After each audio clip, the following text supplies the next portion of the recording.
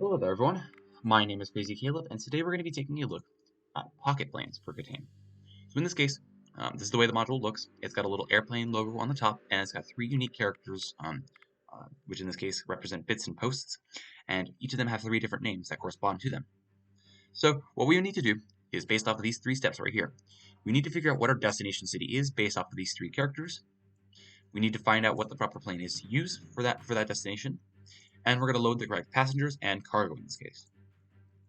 So first things first, that we can determine the destination city, what we need to do is we need to take a look at these bits and posts, and we need to determine which of these characters happens to have the post that corresponds to each of the activities that is correct in this case. So Samantha Wade will go shopping if it's correct. Eugene Chavez will go to a social event if it's correct, for example, a wedding, as it mentions here. And Glenn Perry will go to a business-related activity. And that's the way that you can determine whether each rule is true. So, in this case, let's take a look at each of the posts.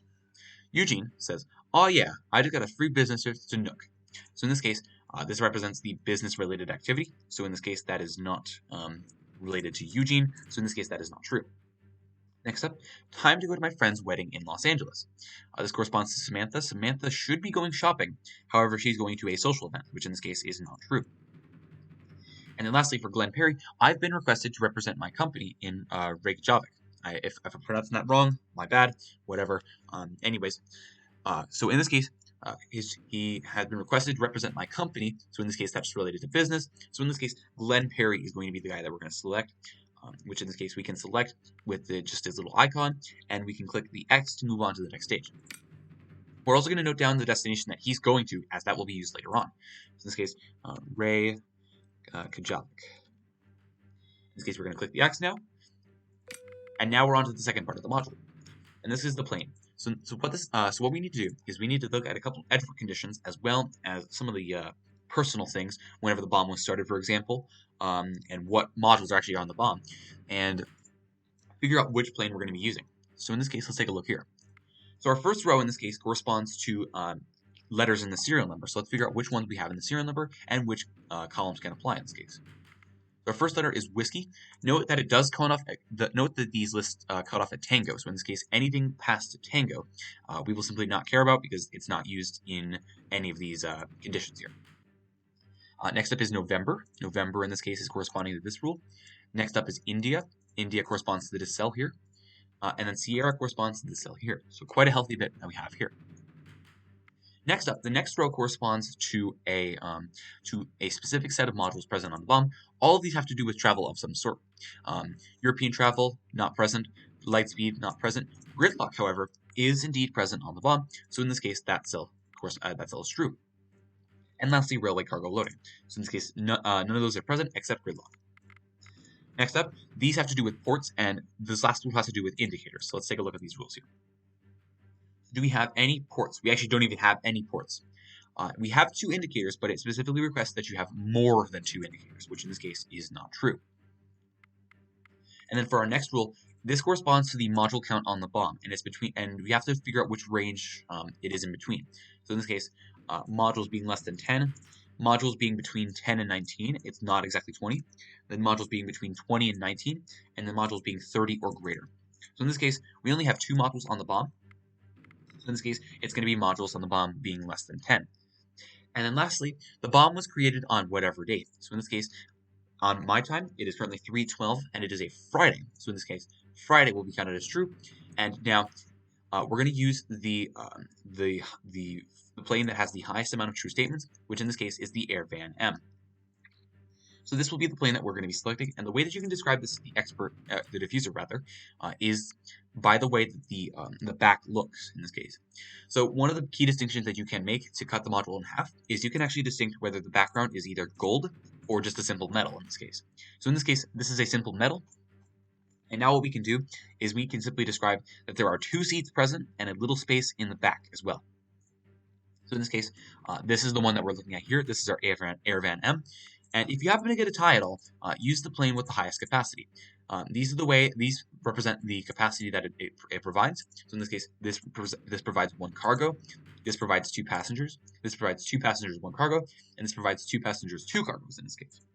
So But anyways, we did not have a tie at all, so in this case, Airvan M is going to be our guy to select. And now we're taking a look at this last bit of the module, and this is what we must do for this bit. So we need to figure out which possible items can be loaded up based off of the destination, and which one and which way that we're going to order them. We have to load them in a correct order as well. So in this case, we have two for Reykjavik, which in this case is where we're going. These two in Ontario, we're not going to be worried about here because we can determine the items that cannot be transported to the destination city, which include they are not scheduled to travel to the destination, which is what Ontario is looking at here. Item name that begins with the second letter in the serial number, which in this case, the second letter in the serial number corresponds to a November. Do you have any items that begin with a November? No, they don't. But that rarely ever happens, but just keep that in mind. Or they cannot fit in the plane selected. So in this case, we have 2 passengers, 1 cargo that we could potentially load up, and we only have 1 passenger and 1 cargo present. So that's all we need to worry about in this case. So in this case, we can fit everything present in the plane. All we need to do is we need to determine which one is going to go first. And it's based off of this little formula right here. So we're going to do the alphanumeric value of the first character in the serial number. The first character, it doesn't matter whether it's a letter or a digit. We're going to look at the first character, and which in this case is 23 for whiskey. So 23. So the alphanumeric value of the first character being 23, and then we're going to add the last digit of the serial number, which in this case is 6. So 23 plus 6 is going to be 29. And now that that little bit's done, we're going to subtract the amount of batteries times this by battery holders for the batteries. So in this case, we have 2 batteries in 1 holder. So we're going to do 2 times 1 being 2, and we're going to subtract 2 from 29, giving us 27. And with all of this, we're going to do modulo 4 on 27, which in this case, for those of you who aren't familiar with modulo, you're simply going to subtract the amount until it gets below 4. So we're gonna subtract 4 from 27 until it gets below 4, or for those of you who would like a simpler version of it, you essentially divide 27 by whatever number you modulo, and then you take the remainder of that. That is your answer for the modulo. But it's very simple, so let's do this. So 24 is the closest divisible number that's divisible by 4. And what we can do is we can simply subtract 24 from 27, giving us a remainder of 3. Now this is the result that we get from this little formula right here, and the result is the item from top to bottom with 0 being the top. It is 0 notated, so be very careful with that. So 0 in this case is going to be the top priority. Excuse me, not 0, but 0 is going to be the top item right here, and we're going to count down 1, 2, and 3 to get to our top priority. And then what we're going to do here is this item is going to be the top priority. It will be the first item loaded if it can go to the destination, and based off of those rules that we determined from earlier.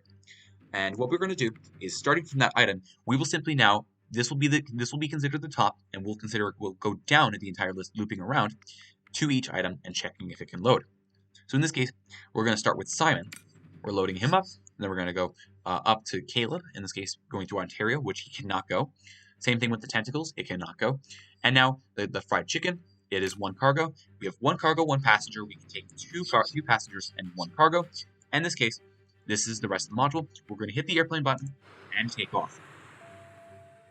Now let's take a look at another example. Let me load up another example here, and hopefully we can get some different examples. But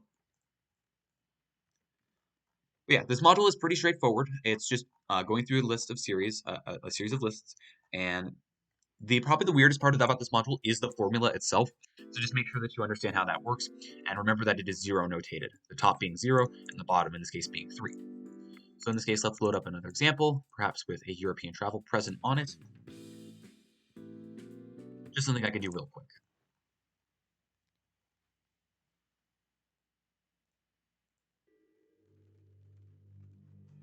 And the solve status of these modules is irrelevant, obviously. So all right, so starting again. So in this case, we have Eugene Chavez. Eugene Chavez is going to a social event, but in this case, it says that he's going on a business trip, so that is not true. Samantha, in this case, Look, Ontario has a concert going on right now. So in this case, Samantha would be normally going shopping. However, this is not true. And for Glenn Perry, doing a business-related activity, 10 meetings, 10 days sounds like my kind of trip to Detroit. And that means that he's going on a business trip. So in this case, we're going to select Glenn Perry, and we're going to note down that he's going to Detroit. That will be our destination city, Detroit.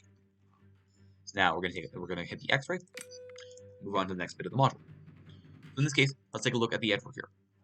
So we have a Golf, we have a Romeo, we have a Whiskey, and we have an Alpha. And then on this bomb, we have a European travel present. And this is the way that it looks like. Next up, we have ports present. Do we have anything? We have a parallel and serial. And we have a DVI, RJ, and PS2. DVI or PS2, and then RJ in this case. And do we have more than 2 indicators? No, we only have 1 in this case. The module count is less than 10, so in this case, that's going to be highlighted. And our day right now is currently Friday.